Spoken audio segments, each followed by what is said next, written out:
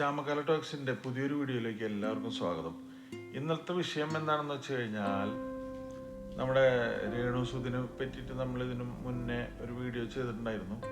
അപ്പോൾ അവർക്ക് വീട് വെച്ച് കൊടുത്തത് ആരാണ് എന്നുള്ളതൊക്കെ നമ്മൾ വ്യക്തമായിട്ട് കണ്ട ഒരു കാര്യമാണ്. പക്ഷെ നമ്മുടെ എന്ന് പറഞ്ഞ സംഘടനയിൽ നിന്നും മറ്റുള്ളയിടത്തും എല്ലായിടത്തും സഹായം ഉണ്ടായിട്ടുണ്ട്. അതുപോലെ ടിനി ടോം, അങ്ങനെയുള്ള രമേശ് പിഷാരടി, അങ്ങനെയുള്ള കുറേ കലാകാരന്മാരൊക്കെ പോയി കണ്ടിട്ട് ഈ വീടിന് വേണ്ടിയിട്ട് ഒരുപാട് കാര്യങ്ങൾ ചെയ്തിട്ടുണ്ട്. പക്ഷെ അവരൊന്നും അത് പറഞ്ഞു നടക്കണമില്ല, അത് വേറൊരു സത്യം. പക്ഷെ ഇപ്പോൾ ഈ വീടിൻ്റെ ചോർച്ച സംബന്ധിച്ച് ഒരു വിഷയം ഇപ്പോൾ ഈ കഴിഞ്ഞിടയ്ക്ക് കാണാനുണ്ടായി. അപ്പോൾ ഈ ചോർച്ച വന്നത് എന്തുകൊണ്ടാണെന്ന് വെച്ച് കഴിഞ്ഞാൽ, ഇപ്പോൾ ഇത് പണിത ആൾക്കാരല്ല അപ്പോൾ കുറ്റം പറയുന്നുണ്ട്. കാര്യം എന്ന് വെച്ച് കഴിഞ്ഞാൽ, ഇത് പണിത കോൺട്രാക്ടർക്ക് ഇതിൽ അഴിമതി ഉണ്ടാവില്ലേ, അങ്ങനെയല്ലേ വരുള്ളൂ. അല്ലാതെ ഈ പൈസയും സ്ഥലവും തന്ന് സഹായിച്ച അവരൊക്കെ എന്തിനാ കുറ്റപ്പെടുത്തുന്നതെന്ന് എനിക്കറിയാൻ പാടില്ലാത്തത്. കാരണം ഇത് ശരിക്കും പറഞ്ഞു കഴിഞ്ഞാൽ സുധീരെ മക്കൾക്ക് വേണ്ടിയിട്ടാണ് ഇവർ വീട് വെച്ച് കൊടുത്തിട്ടുള്ളത്, അല്ലാണ്ട് രേണുവിനല്ല. രേണു ജീവിക്കണം എന്നുണ്ടെങ്കിൽ രേണുവിന് ഇതേ മാർഗമുള്ളൂ. കാരണം എന്ന് വെച്ച് കഴിഞ്ഞാൽ, അവർക്ക് അഭിനയിക്കാൻ കഴിവുണ്ടെങ്കിൽ അവർ അഭിനയിച്ച് അതിൽ നിന്ന് കിട്ടുന്ന തുച്ഛമായ പൈസ കൊണ്ടാണ് അവരിപ്പോൾ ജീവിക്കുന്നത്. പക്ഷെ ഒരു പെണ്ണിനെ സംബന്ധിച്ചിടത്തോളം ഇങ്ങനത്തെ ഒരുപാട് കുത്തുവാക്കുകൾ കേൾക്കുമ്പോൾ അവർക്കും ഇപ്പോൾ ആ വീട്ടിൽ നിൽക്കണ്ട എന്നുള്ളൊരു കണ്ടീഷനിലേക്കാണ് ഇപ്പോൾ കാര്യങ്ങൾ എത്തുന്നത്.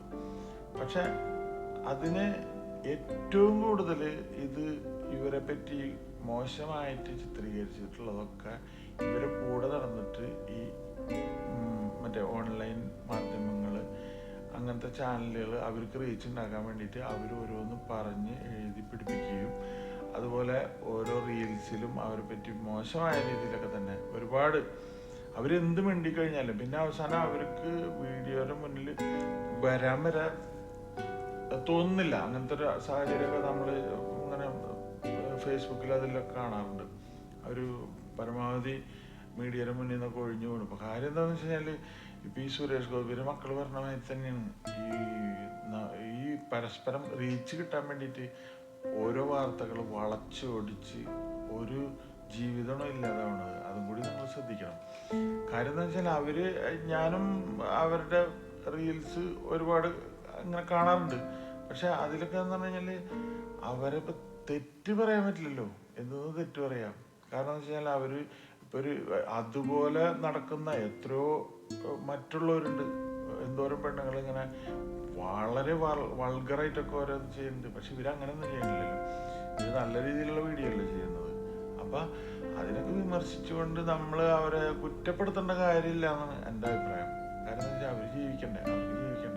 പക്ഷെ അവരെ കൂടെ നിൽക്കുന്ന ഇപ്പം ഇന്നാള് മറ്റേ കോഴിക്കോടുള്ള ദാസേട്ടനായിട്ടൊരു റീൽസ് ചെയ്ത്, ആ റീൽസിലും ഭയങ്കര വിമർശനം ഉണ്ടായിരുന്നു. അത് കഴിഞ്ഞിട്ട് വേറൊരാൾ വന്നു, അതിലും ഒരുപാട് വിമർശനങ്ങളുണ്ടായിരുന്നു. പക്ഷെ അവരിതൊന്നും മൈൻഡ് ചെയ്യാതെ അവർ നല്ല രീതിയിൽ ഇപ്പം ഇങ്ങനെ പോകുന്നുണ്ട്.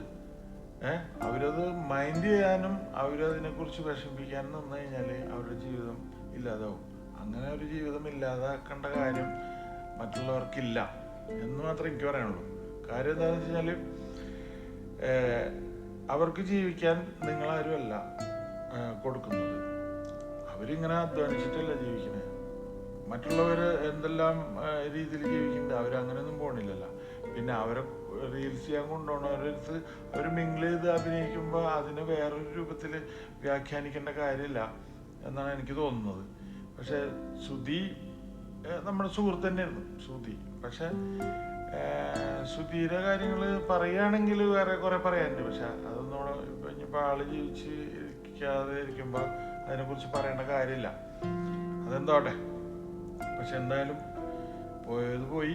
ഇനി എങ്കിലും സുധി ഇല്ലാത്തതുകൊണ്ട് അവരുടെ കുടുംബം കഴിയണമെന്നുണ്ടെങ്കിൽ ഇവർ തന്നെ അധ്വാനിക്കണം. വേറെ ആരും അധ്വാനിച്ച് അവിടെ കൊണ്ടു കൊടുക്കാനില്ല. അതുകൊണ്ട് അവരെ വഴിക്ക് വിടുക, നമ്മളെ വഴിക്ക് പോവുക. അതാണ് എനിക്ക് പറയാനുള്ളൂ.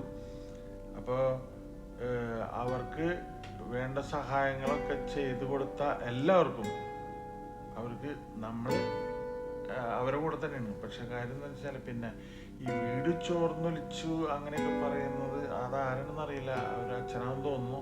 അതൊരു ദിവസം ഭയങ്കര വിവാദമായിട്ട് പറയുന്നുണ്ടായിരുന്നു. പക്ഷെ അങ്ങനെയൊന്നും പറയാൻ പാടില്ല. ഈ സമയത്തൊക്കെ ഒരു വീട് വെച്ച് തരാ എന്ന് പറഞ്ഞു കഴിഞ്ഞാൽ അതൊരു വലിയ കാര്യം തന്നെയാണ്.